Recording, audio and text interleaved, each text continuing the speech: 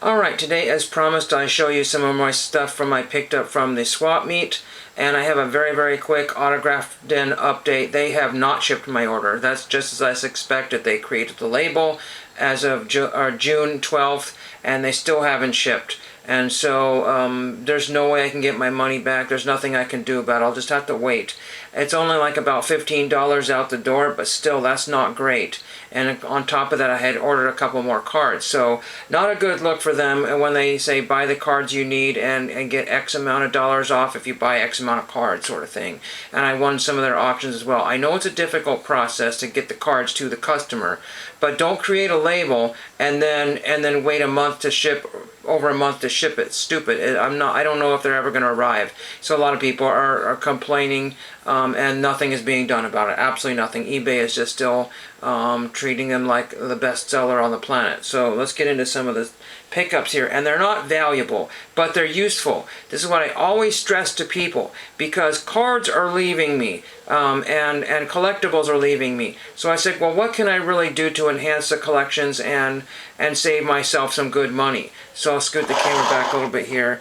I basically got a big box of stuff for free, and then because we over-grabbed a bunch of stuff, took it all, and then turns out my friends couldn't take it, says, oh, can you take some of this? And so I did. So I gave a crazy ton of picture frames to my friend, who is very excited because he does custom artwork and he needs frames all the time, and the Goodwill bin store does not have them for him. So I find things like an 11 by 14 frame, which is not very common, and I took the insert out. It was pretty ugly, but a nice black wooden frame there, and very cool there. And I will put that to good use, throw some sort of artwork or something in there, and that will be awesome. Maybe even replace a frame in here that's not very good. I've got an Indiana Jones thing in a very terrible frame, so that might get replaced. We shall see. And that was free. And then like another 11 type by 14 frame here. This one here. There was a price tag on it at some point there, but again, just a plastic frame there. But just imagine going to the store and having to spend money on this. It would be like $15, $10 or $15 for a high quality frame there. So I'm very happy I can repurpose and get this keep this out of the landfill for a while. And then I've got a couple of pictures eventually that I would like to have printed because I have the original negatives for them, and it would be really nice if I took these particular silver frames or something like that and then put those side by side, and that would be really cool. I got a couple black frames which I was going to use for some MacGyver negatives that I have, but I haven't decided whether I was going to use those or these. And that was the original artwork on that. That didn't sell the frame at all. That did not sell the frame. That just killed the sale of the frame. It's all about the subject matter in the frame. This guy was probably blowing these out at $1 a piece. You know what I mean? You just get frames, and Goodwill wants $2, $5, $10. I'm like, this is stupid. I could just go to Hobby Lobby when they're blowing out the frames. But again, these frames, these nice basic silver frames, are something that you are not going to find at Goodwill, and I was able to get 2 of them, and that was really nice. So some high quality frames without having to pay the icky Goodwill store. And then we got this here, and this is just an old grayscale black and white green toned photograph, or whatever you want to call it, in a very ancient frame. More than likely not the original image was in there, but people always rip these things open, see, because they have this notion that people are storing money inside of them. But it's just, you know, a mountain of some kind. I don't know which one that is, but again, that's a vintage antique, you know, 1930s, 40s, 50s era frame there. A little bit of damage there, but you know what? I'll bypass that, and I'll just throw some antique, you know, photograph in there, and that'll just look like it's been there for decades, you know. So whether I'll keep that photograph, and if worst comes to worst, my friend will want these frames because he loves antique frames of this kind, and he just leaves them in that vintage patina, or he will paint them in some other scheme and then throw them in his antique booth or mall space, whatever you want to call it, and throw some sort of nominal fee on that. Again, he's got to buy stuff. And then the fun thing I got here is on my wrist here. I got this, you won't be able to see that at all. I got this Indiana University watch here, probably from the 80s or the early 90s. And it's got a basketball that floats around there. The band needs to be replaced and everything, but let's just take this off the wrist here and you can see it better. The band is just broken and yucky, but paid $1 for that Indiana University watch there, only because I visited the campus when I was a kid and I thought that was kind of cool. And that's probably from, you know, like I said, the 80s or early 90s. back when I would have probably visited it. It was just kind of fun there. So nothing burger watch, but I paid $1 for that one. Then we got some more practical things here. I got this from my friend Zachary, Scott Bales.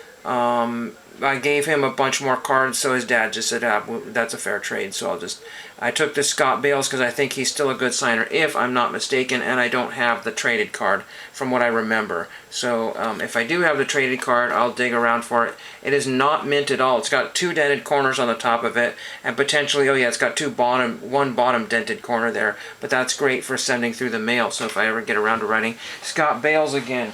And then I'll just show you some of the things I tried selling. If I can. Oh, and I also got a free pencil when I bought a CD. So essentially, this guy had a little free pile, and I got Pacific Lamp Wholesale, and I think that's a cool light bulb pencil there, out of somewhere in Portland or something like that, or Beaverton, Oregon.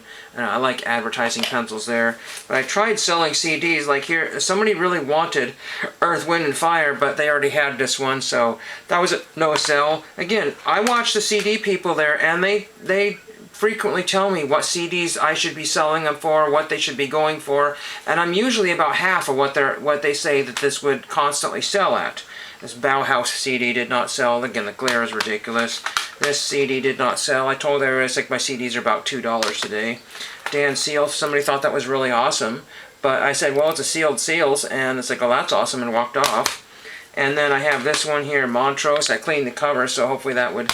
And then I had Group, which I was sort of trying to sell, the movie, and then I had Junk Box and Grandpa's Ghost, which I thought eventually maybe I would try to sell, but nobody seemed to have any inkling of what if they don't know what it is, it's like, you know what, I think the music is gonna suck.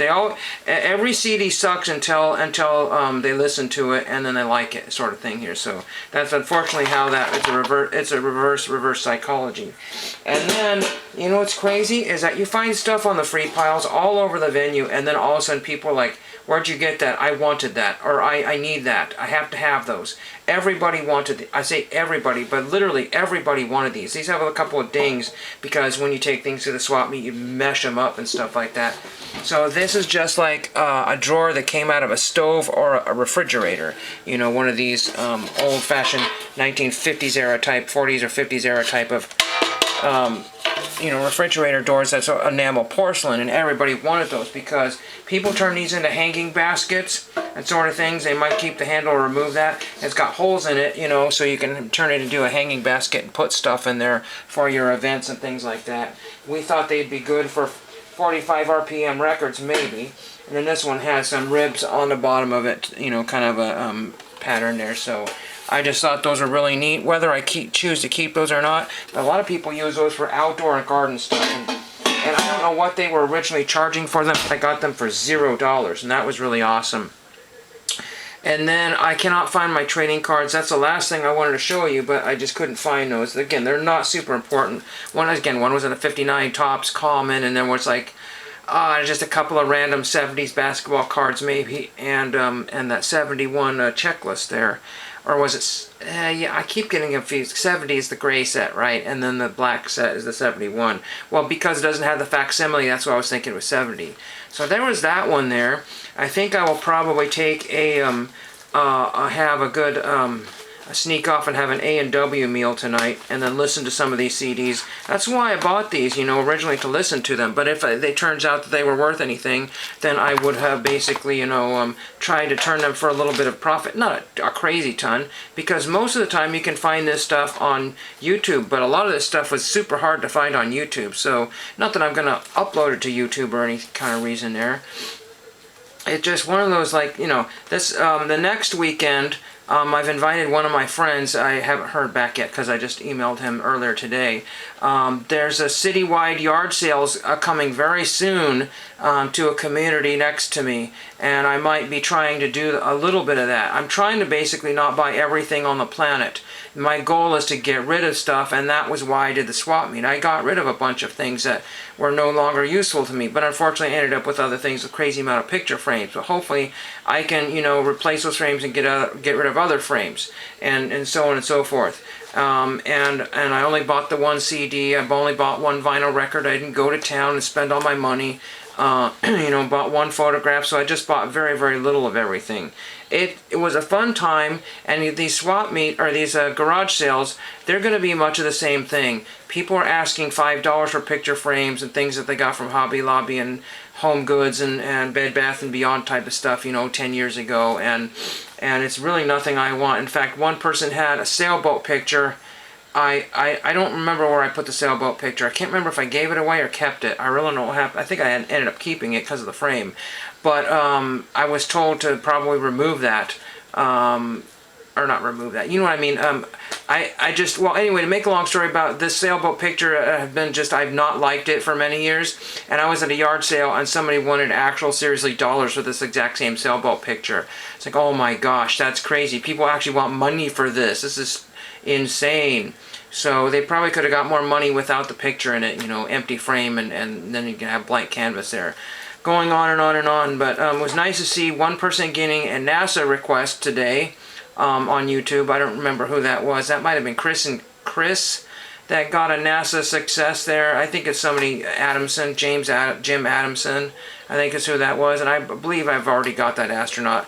It just dawned on me when I was watching that video, as I put out my entire effort, life's effort, into those NASA autographs, and it's basically lost in YouTube land. Nobody cares anymore. Nobody, you know, goes back and follows my NASA journey of getting every single person that you could theoretically get on a NASA envelope for every single space shuttle mission that you could theoretically get, other than the 2 tragedies. And then there's one guy that is now saying, I am not signing anything except for this, and this, and it just seems like he sends a blank piece of paper and he's not signed for me twice. And so I eventually was going to go buy something from him on eBay, and then it ended up being kind of, I won't say expensive, but you just have to do your homework and make sure he really signed it.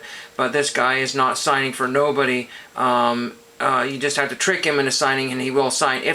He just said, I'm not a collectible or something like that, and I don't want to be treated as such. You know, people are charging crazy amounts of money for my autograph, so I will not hand it out, or something like that. So that he was one of the very only holdouts. Everybody else was nice.